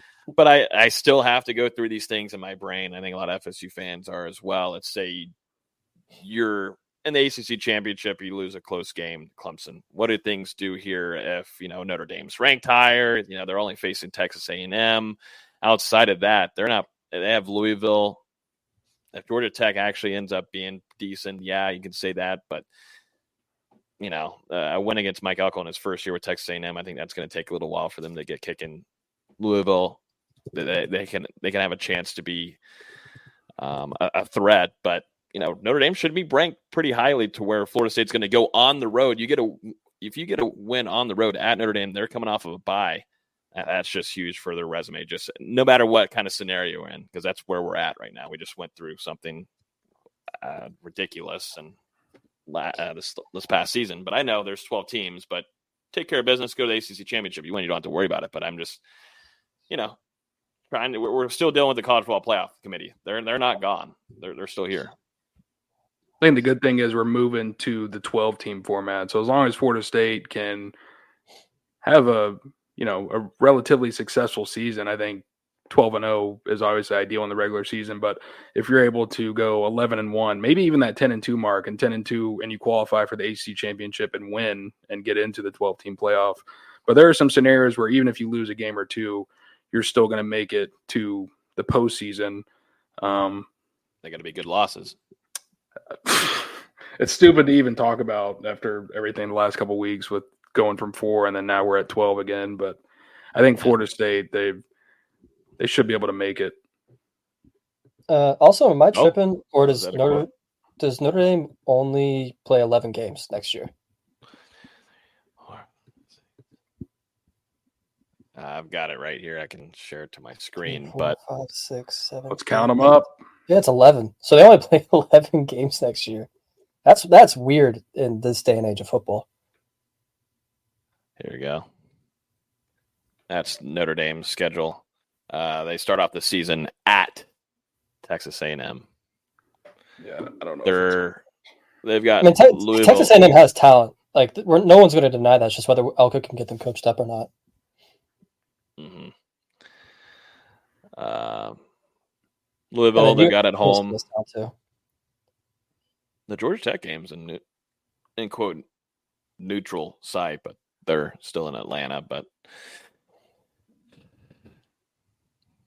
yeah, you'll see at the end of the season, but that doesn't really matter. Florida State faces them. So, hopefully they add another game. Hopefully they add another game before us. If they do add a 12th game, instead of being between Virginia and USC, hopefully it's just before the Florida State game, but we'll see. Mm-hmm. But yeah, that's the schedule. We might dive deeper into it later on. Look at some of the opponent schedules and how, who they're facing before they face Florida State, all that kind of stuff, and their bye weeks, yada, yada, yada. But I thought that was worth mentioning about Notre Dame because that one's going to be a fun one up there in the cold. Let's jump into these really quickly. Don't need to jump into this for too long here, gentlemen. But number one, when you start off with Joshua Farmer, signing with the Battle's End. I think all of us on here last week were talking about Darrell Jackson. Darrell Jackson's signing with Battle's in. So is Joshua Farmer. Those two are hand in hand. But Florida State, though, getting Joshua Farmer back, though, is huge for that interior defensive line. And as a playmaker, he disrupts, and it's someone that, Odell Higgins and Coach Adam Fuller really wanted to have back. And I'm glad some things were figured out and yada, yada, yada, NIL, whatever. But just as a player overall, Florida State's getting their stud back and one of their star defensive tackles for this next season, one of their most productive guys as well. It's massive. He's coming off a breakout campaign in 2023. And Joshua Farmer, ever since he got to Florida State, he just continued to develop and get better. Think back to when he signed with FSU as a 3-star prospect in the 2021 class and only weighed, I think, about 240 pounds or so around the time. And then since then, in that strength and conditioning program, working every year to just get better and better. And I thought we saw some of those signs in 2022, but then it really turned into these big flashes this past season, especially with him holding down that starting role in a interior defensive line room that had so much talent, including Fabian Lovett, Braden Fisk, Malcolm Ray, Dennis Briggs, Daniel Lyons, a lot of really good guys in that group. And Joshua Farmer was the one who was able to earn the most consistent playing time among them. Now, he was limited by that hand injury down the stretch of the season, obviously kept him out of the Orange Bowl, but I think if he's able to get back healthy, it's going to be another really big year for him as long as he can continue to improve this offseason. And I think there's a lot of motivation for him. He's obviously potentially got a future at the NFL level, but now with him coming back, Darrell Jackson is going to be eligible going into the 2024 season. These guys are going to be able to play alongside each other, starting there on the interior at Florida State, going into their respective money years. And they both changed their numbers. You got Joshua Farmer now at number 5. I know, Austin, you were talking about how you don't like Jackson being number 6. I know you got 5 and 6 walking down the interior defensive line. And 5 plus 6 equals 11. That's Patrick Payton. Oh God, dude. You wrote this down. You're gonna have a lineup that goes 5, 6, 7 when Marvin Jones Jr. is in there.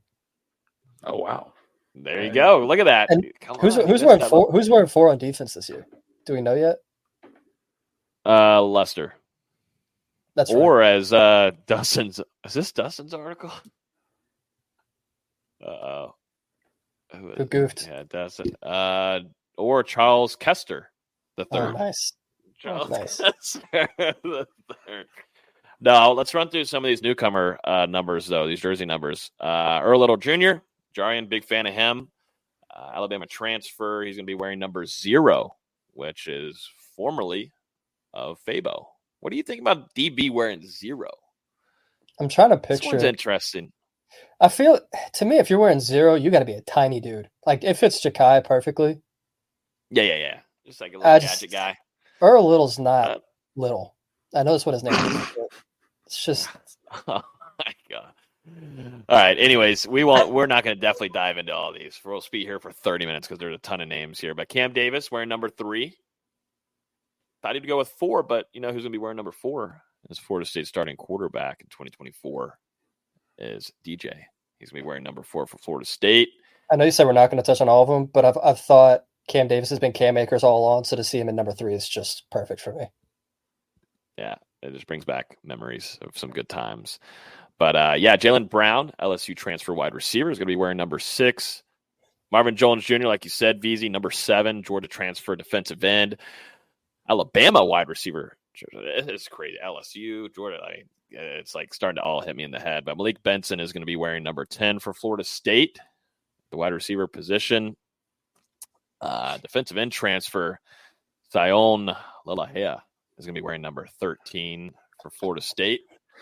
No. Running back transfer, Speedy, Indiana. I'm telling you, he's going to be a speedy demon for Florida State's offense. Jalen Lucas is going to be wearing number 13, previously of Florida State great Jordan Travis. Luke Romanhawk, number 14. We already knew that. Kai Bates, 14. Already knew that. LaWayne McCoy, wide receiver, number 15. Alabama transfer linebacker Sean Murphy is going to be wearing number 15. Freshman tight end Landon Thomas is going to be wearing number 18, formerly of Tate Rodemaker. Jamari Howard is going to be wearing number 18. Who do you think of number 18 first off the bat when you think defensively for Florida State? I think Travis J. That's insane. Isn't that wild? Maybe in the chat. Defense number 18. Blake Nicholson. Because I've been drawn into my head for the past year. Yeah. You keep thinking about that one, Veazey. I got defensive line transfer, Tommy Wah. Durahui is wearing number 19. Now, that's the way to say it. That's the way to say it. You know who the first 18 that came to mind was Roderick Hoskins. Roderick Hoskins, yeah. I remember Roderick. That Thumper of a actually linebacker. stands out. Yeah, big boy. Big boy. Defensive back Devontae Brown's going to be wearing number 22. Roydale Williams, Alabama transfer running back. He's going with number 24. Offensive line transfer from Florida. Richie Leonard is going to be wearing number 67. We got a 69 guy, and it's going to be coming from Alabama with Terrence Ferguson, the second. Nice. Offense. Yeah. Nice job, Terrence. Thank you for taking that up for us. Jaden Todd, offensive lineman, is going to be wearing number 78. BJ Gibson, true freshman wide receiver, is going to be wearing number 80. And then Camden Fryer going to be taking Kentron Poitier's number, which we're about to talk about here. He changed his number. He's going to be wearing number 88. Camden Fryer, true freshman wide receiver, who we're all excited for on this show. We very highly of him, had him on the podcast as well, but I think he's an absolute freak, and Florida State needs that good white wide receiver, that speedy guy that just irritates defenses and fans, and that's where Camden Fryer comes in. Florida State's been looking for years, and they finally got one of them. So Camden Fryer, and then Grady Kelly is going to finish us off here, defensive lineman wearing number 90. And then we got some returnees changing their jersey numbers. We're going to watch Shaheem Brown go from 38 to 1. How are we feeling about that? 38 to 1. I kind of like Shaheem in 38. I got used to it. Yeah, I kind of vibe with the 38. He's going to be taking Akeem Dent's former number. So then we got another number 1 switch here. Poitier is going from number 88 to number 1. Number 1's back on offense. It was what, Winston Wright last year? Winston Wright. Yeah. Yep, Winston for a little bit. Whatever. Like as we talked about earlier, Joshua Farmer's going from number 44 to number 5. Daryl Jackson to number 6 from 14. Here we go. Big one here. We talk about what Jarrian. Azurity Thomas is going from number 20 to 8. The Ocho. That is a big number to have on Florida State's defense. Going back to a lot of years ago, I always just think of Timmy Jernigan there. My favorite Florida State player. Omar Graham Jr. is going from 36 to 9. That one's interesting.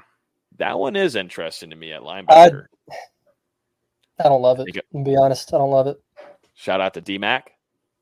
Now over Colorado. Yeah. Sure. Blake Nicholson. Yeah. Blake Nicholson, 18 to 20. Not much of a big, just 2 numbers going up to 20. Jaden Jones is going from 22 to 44. He's going to take Joshua Farmer's number. But that's, I like that on the defensive end now. I do like the 44 over there. 22 doesn't sound like a defensive end to me. And then Edwin Joseph is going from 13 to 33. I mean, 13's a way better defensive back number to me.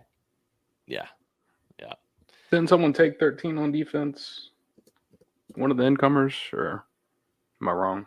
I would imagine it had to be a transfer. If not, he just wanted to go to 33. I don't know. Which I can't buy that. Did you say Blake Nicholson's number change? Yep. Okay. Yep.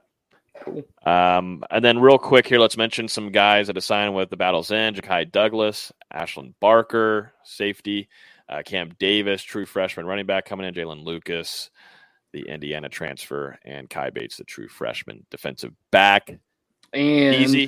What else? Since you put that note down, also Terrence Ferguson and Tomiwe Durojaye have signed with the Battle's End. Nice. That's what we love to see. Guys getting paid, and shoot, Jarrian, man.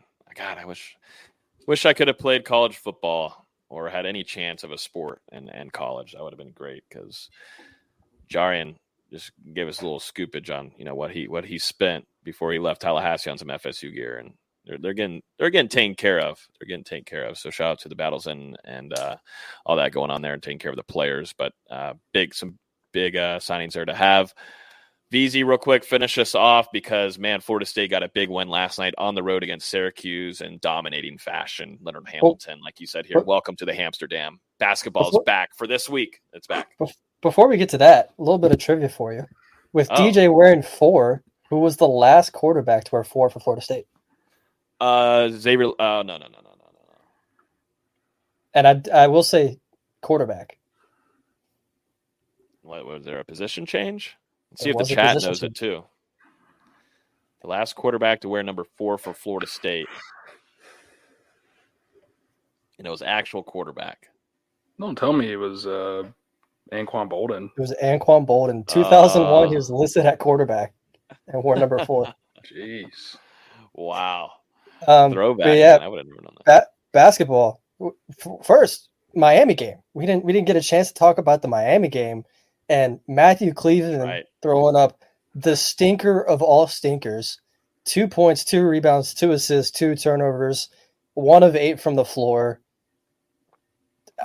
As I tweeted after the game, double agent Matthew Cleveland, because he was playing for Florida State once again, beating Miami. It was a great game. It was a game Florida State honestly needed. And they came out and played great basketball. It looked like they were going to run away with the game a little bit in there in the second half, but Nigel Pack made it interesting, hit some unbelievable shots, but Florida State responded and came away with a big win in Coral Gables. I thought that said a lot about what this team can be. And it's always good when you beat a former player who transfers to your rival. And the team definitely seemed like they weren't having any of it. With Cleveland. Cleveland looked distraught throughout the game. I mean, he was fumbling passes out of bounds. His shot selection looked like he hadn't played basketball in 3 years. Just was not a great showing from him, and I couldn't have been happier. It was very fun to watch live. I'll leave it at that. The Clemson game on Saturday was disappointing. The offense just couldn't get anything going. And honestly, credit to Coach Brad Brownell at Clemson. He just continuously switched up their defense in timeouts, going from zone, going to man. You could tell Florida State just wasn't in a rhythm on offense, and it cost them in the second half. Clemson really took over down the stretch. Then Florida State, like you were just saying, huge win last night in the Dome in Syracuse. Another game that was, back and forth for the first half. Syracuse started to separate a little bit there in the first couple minutes of the second half. Those final 14 minutes were all Florida State. I want to say they outscored Syracuse 38-17 over the final 13 minutes and change. Jameer Watkins, what an incredible find by this staff. Career high 27 points, and they needed all 27. He completely set the tone physically. Just whenever Florida State was in a rut, he says, okay, I'll put my head down and get to the rim. And he got to the rim absolutely whenever he wanted to. 11 rebounds, 3 steals. Baba Miller had a great game with 12 points. Primo Spears ended up with 13. Cam Corn ended up with 10. They forced 16 Syracuse turnovers, and I think Florida State as a team only had 9, which these are the 2 best teams in the conference in forcing turnovers. So to only cough up 9 against Syracuse, that's a really good performance by this team. It's a great win. And, I said in the preview article, there's very few must-win games in January, but coming off the Clemson loss and having to play North Carolina on Saturday, this was arguably a must-win, and they did that. They did what they had to do to come away with almost a 20-point win in the Dome, which is very impressive. They're the first team to beat Syracuse in the Dome all season. That's not something you should take lightly. Just took them to town in the second half. I mean, Florida State it was a close game back and forth in that first half, and they just took it to another level. Jameer Watkins pretty much said, I'm not walking out of here without a victory. I mean, he almost ripped the rim down. Yeah. I don't know if you talked about that dunk. I mean, just crazy powerful dunk. And then he came back a couple minutes later with another one. Florida State, getting back on track the right way after that loss to Clemson, and, still plenty of promise in Tallahassee coming into a huge game against North Carolina on Saturday. I think if they win this one, would you say they're firmly getting into that talk of being a bubble team? Yeah, there's a few. What's the term for it? Bracketologist, I think they call themselves. There's a few people I've already seen that said if they beat Carolina on Saturday, they're in that next 4 out picture, which if you consider how the season started, right now they're sitting with 3 quad 3 losses to SMU, Georgia, and Lipscomb. If you beat North Carolina and you're all of a sudden in that picture, that's a huge turnaround from where they were just a month ago. And it's incredible. At the same time, they're 6-2 right now in the ACC. 2 years ago, they were 6-2 in the ACC and then lost 7 or 8 straight. So they've got to be able to respond here, continue to stack wins on wins. And, obviously what happened 2 years ago was a crazy situation where almost your entire team got hurt. You're playing 6 guys every night. This team's healthy. They're finding consistency offensively. And I saw some people last night go, why are we not rotating when Syracuse is driving to the basket in these quick scenarios? The adjustment Florida State made was we cannot allow this game to keep going slow. We need to speed them up at whatever cost. So they threw Jameer Watkins and Jalen Warley at Judah Mintz in the backcourt, which either made him go fast to get a quick bucket or give the ball ahead and get a quick shot attempt. And whatever the result was, they were fine with it. And Syracuse, 3 minutes after that, they were gassed. They were so tired. They could not keep up with the pace that Florida State was establishing then, because as soon as Syracuse attempted a shot, Florida State was getting a defensive rebound and pushing the pace on the other end. And you saw them turn those into points with lobs. Primo Spears finally connected on lobs.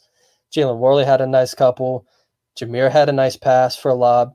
They were just doing what we've seen Florida State do, 4 or 5 years ago, taking advantage of these situations, and they're playing with a purpose. They weren't doing that a month ago. And it's fun to see. It's fun to see a competent basketball team again. And even if they don't make the tournament, which who knows, we still have almost 6 weeks, 7 weeks until Selection Sunday. There's still a lot of basketball to be played. But it's fun just to have a decent basketball team again, whatever the result ends up being. Hell of a job by this coaching staff to get them back to where they are now. Because this team was dead a month ago. No life whatsoever. Mm-hmm. No, I remember we were talking about, we were like, well, at least we had one fun episode of basketball this season when they started going on that downswing. And, after last year, who knew if they were going to be able to climb out of it? But I think it's a testament, not only the coaching staff, but the new players that came in, the guys that stayed from last year to battle back and, go out there and win. Was it now 6 of their last 7? Yeah, 6 of the last 7.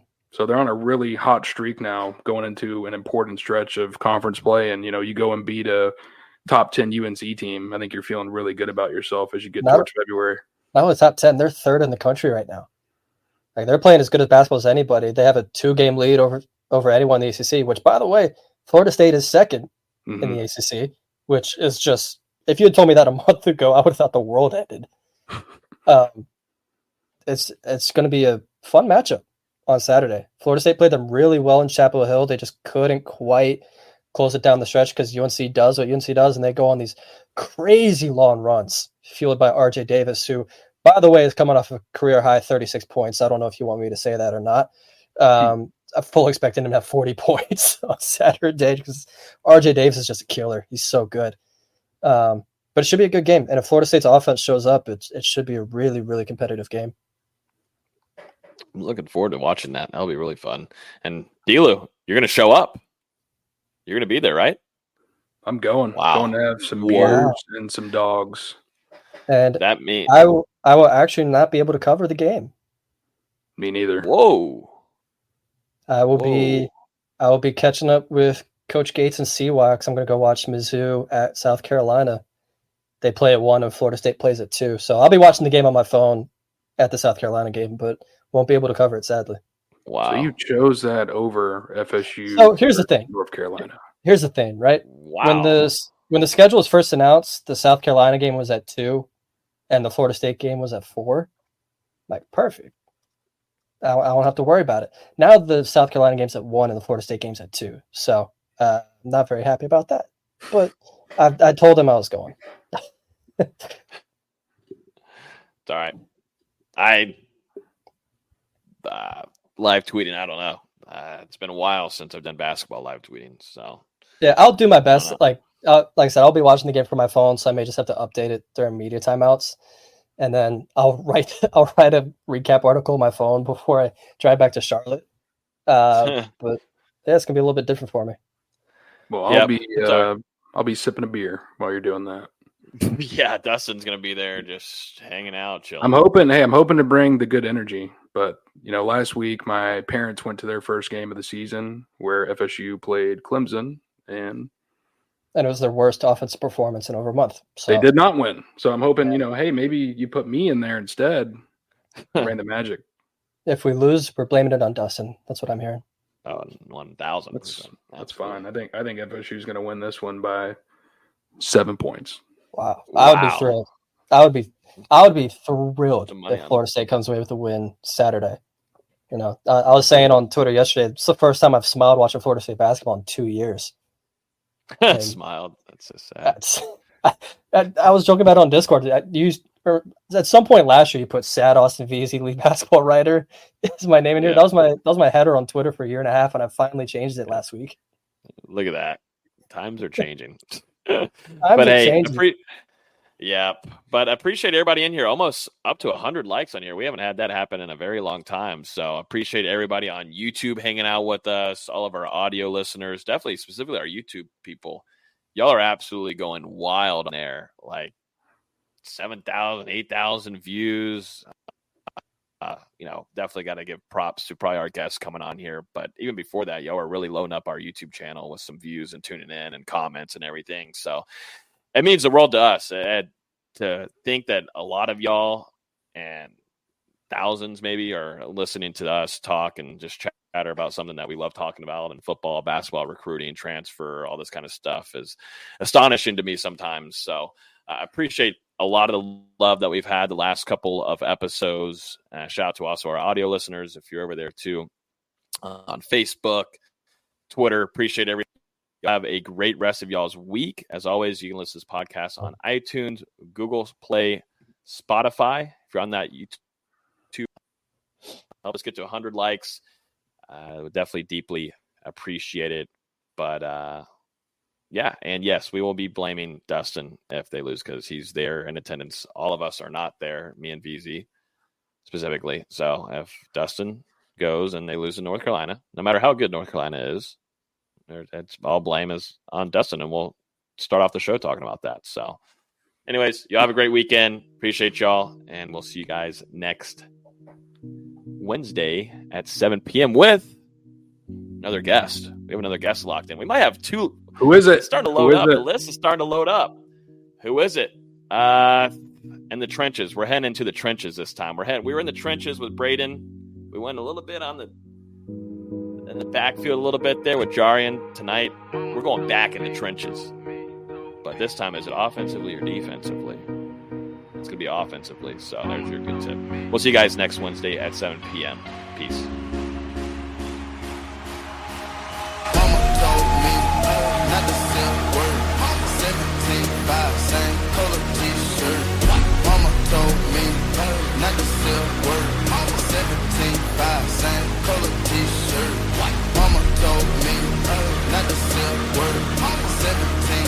Same color t-shirt.